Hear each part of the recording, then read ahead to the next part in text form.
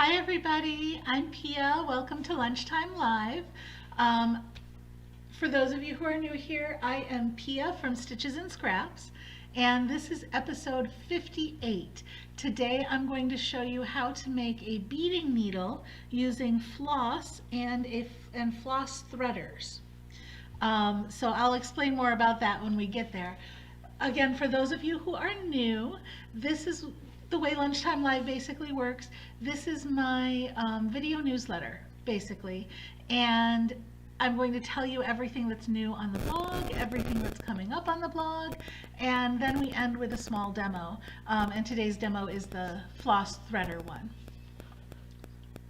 So as we're going through, I'm going to mention several blog posts and other links.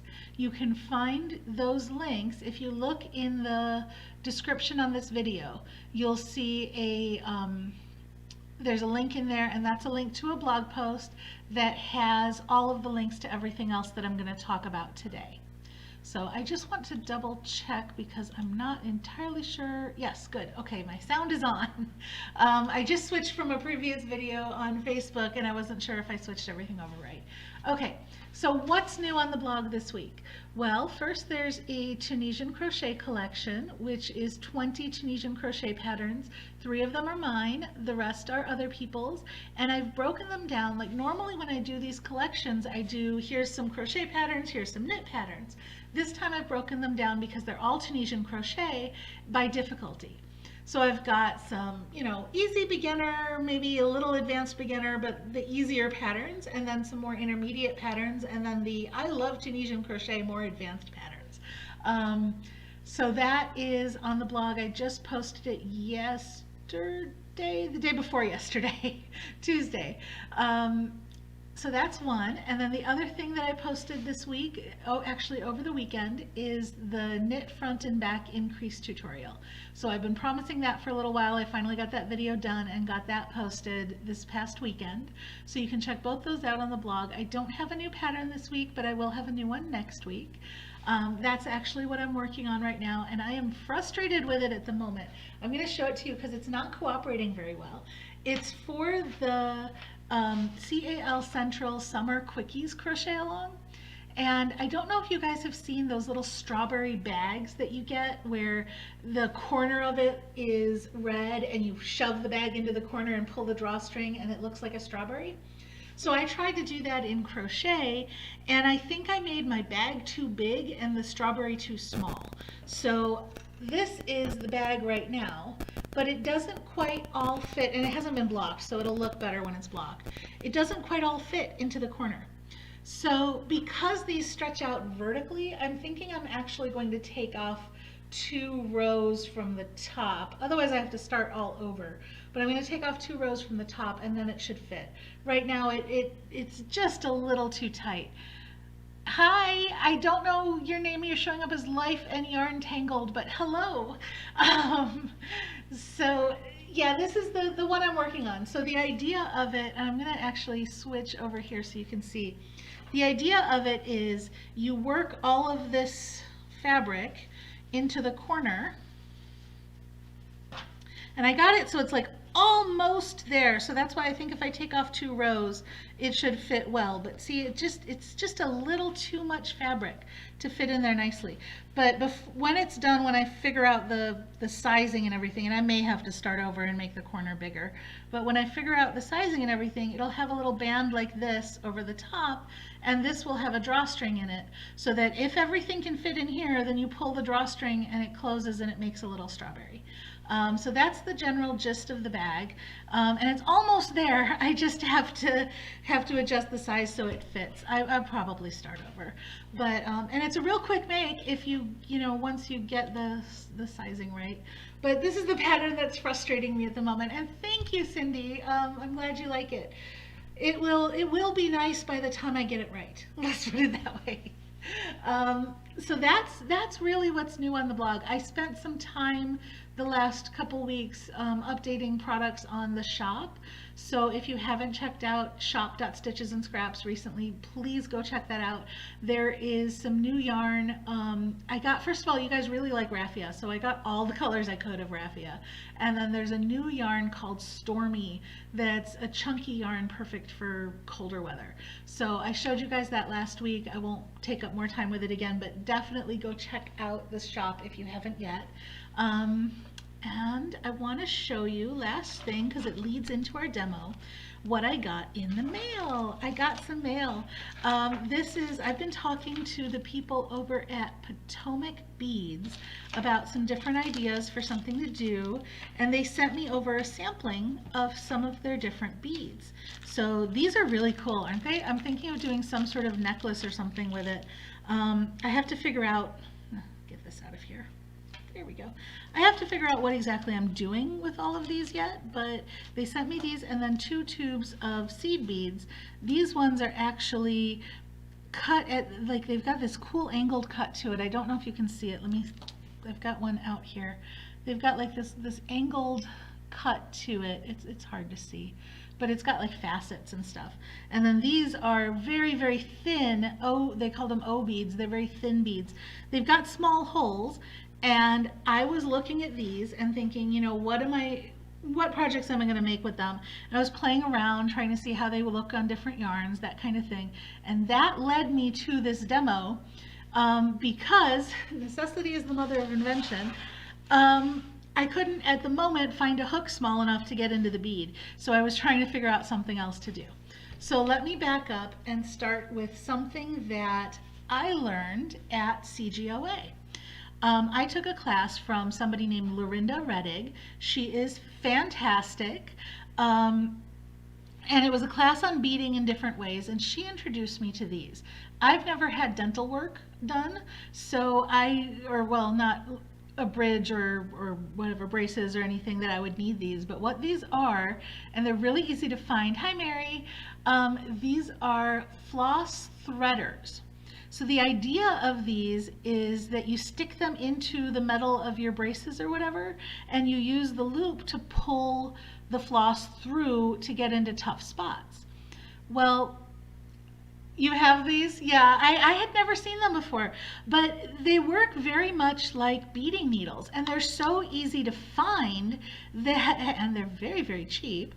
So they're so easy to find. You can find them at any drugstore, and if you're threading your beads onto your yarn before you start knitting or crocheting, these work just like beading needles with big floppy eyes, right? So you stick your beads onto the needle, and of course my nails won't cooperate today, but you stick your beads onto the needle, you stick your yarn, notice I need an end of the yarn, right? You stick your yarn through the hole, and then you can just slide the bead onto it, just like you would if you were using a beading needle, right?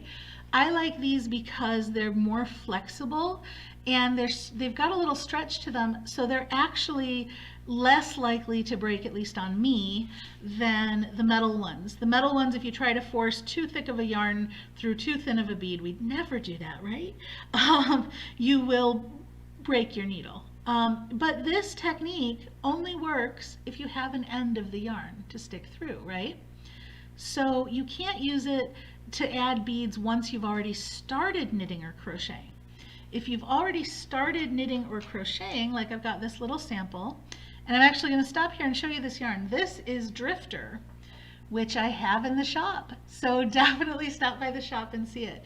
Okay, so you're going to like this even better. I don't know your name. You're showing up as P. Mason, but you are going to like this even better. Hang on, it gets better.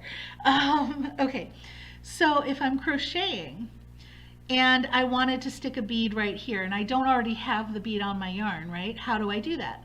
Well, the typical way people will do that, they'll pull up this loop big, they'll take a very, very tiny crochet hook that fits into the bead, okay? And then you pull the yarn through with this very, very tiny crochet hook. And that works, but I find it very irritating because, oh, hi, Pamela, because this hook is so tiny that I end up shredding or splitting the yarn more times than not. I have a hard time working with such a small hook. Plus, I have to have, you know, my hook available. I'll do it that way, but it's not my favorite, right? And at this particular moment when I was working on this, I couldn't find this hook. I had no idea where this hook was. So I thought, I wish I could use this, but I can't use this. And then I remembered that in that same class, Lorinda had showed me these. Well, these are similar floss threaders, but these are actually meant to be a combination where it's got the threader bit and then this is supposed to be like a stretchy floss. These were great because you can do this with it. Instead of sticking the yarn through the hole in the threader, you stick the threader through the loop in the yarn, and then you take both ends of these and you stick them through the bead. Whoops. And if you can't get them through two at a time, you can do them one at a time, but you stick them through the bead, and now you can slide this on just like that, okay? So that is a great way to do it. But these, I don't know about you, I don't know if you get them easily, but I looked at CVS and Walgreens and I couldn't find these. Maybe I missed them, but these seemed harder to find.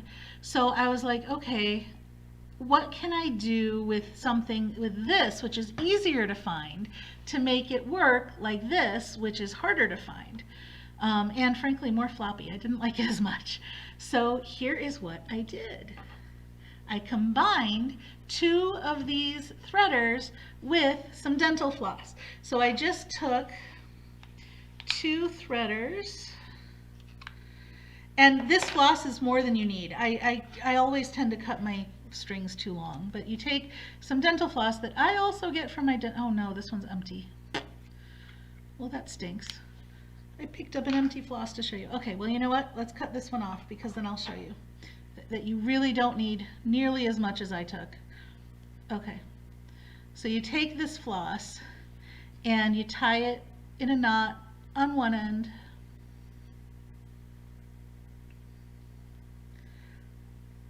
You just need enough that you can tie your knot. That's really all you need. And then you tie a square knot so that it doesn't slip out if you want, but I'm not going to fuss with it right now. I tell you, my nails are not working on this table. Okay. And then you tie a knot in the other end. And yeah, I would tie a square knot so it doesn't slip out, so I would tie it one more time. I just don't want to spend half the video tying knots because my nails are being uncooperative right now, and you guys get the gist. There we go.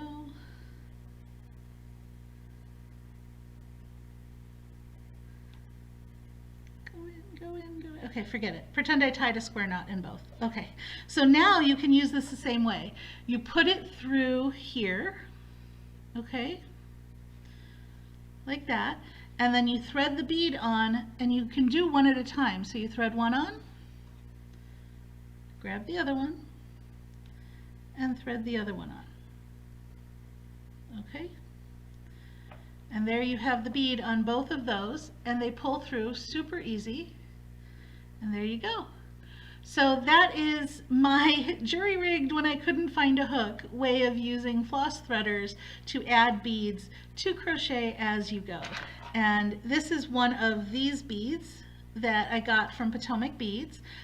They sent them to me for free to try out and to make a pattern with. I have to decide what I'm doing, but this was the yarn that I was playing with them with.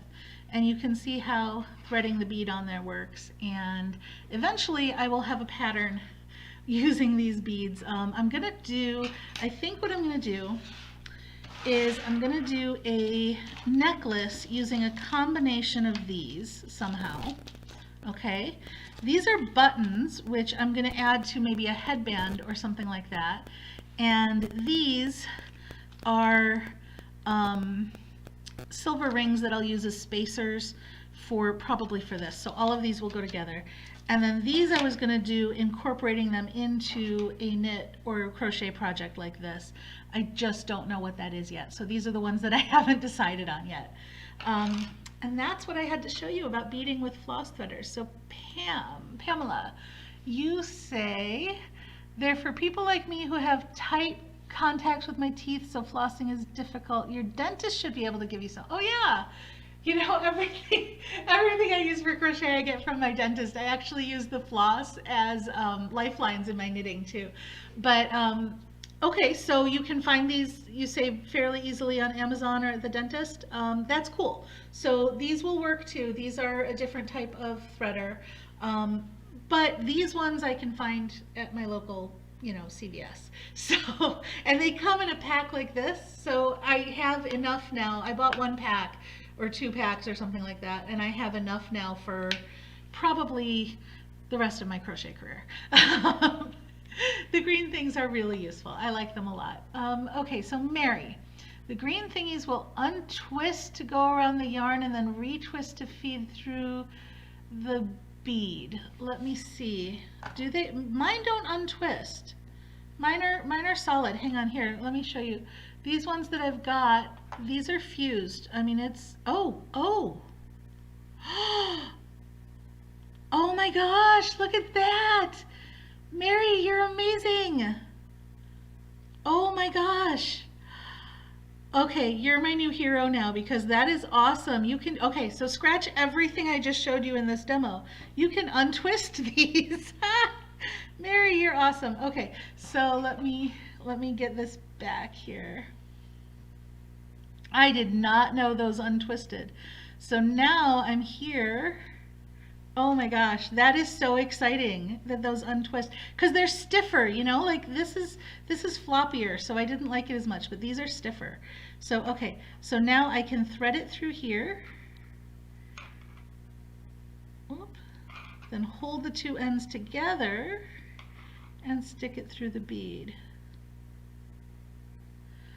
Oop. Let me put that hook down.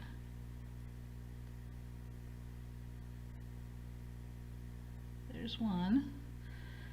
Let's get the other end in. So they're a little bit floppier when they're untwisted, and mine don't twist back together. They were actually like glued. But look at that. So you don't even need the floss in between. Mary, you're my hero. All right, I learned something new in this demo. That's fabulous. Okay, so that is everything that I had for you today, and actually I think Mary stole the show today. Mary, you should do my live with me next time. So that's it. If you guys have anything you want to see next week, I don't have anything planned yet, so pop something in the chat, let me know. Yeah, I'm starting to run out of ideas of what to show you, so I would love to know what you guys want to see. And that's it. I will work on this horrible bag that will become an awesome bag by the time I'm done with it. And I'll have that out for you next week. And that's everything right now. So I'll see you guys later. Have a wonderful weekend, and thank you for watching. Bye.